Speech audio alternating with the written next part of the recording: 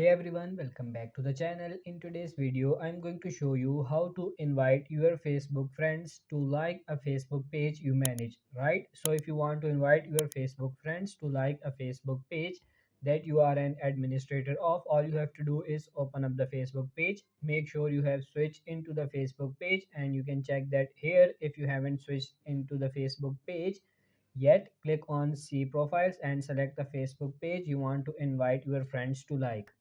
Then once you switch into the Facebook page, all you have to do is click on three dots here, select invite friends. Then you have to switch into your Facebook personal profile, your personal account, because this is the only way to invite your Facebook friends. So click switch. And now as you can see, we have switched back to our personal Facebook account.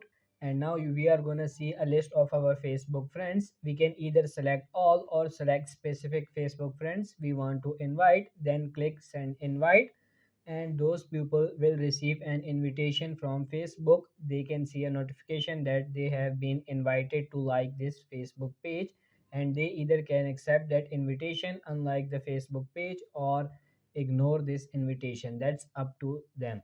So that's it for this video. I hope this video was helpful. If it is, like this video and subscribe to the channel. Thank you.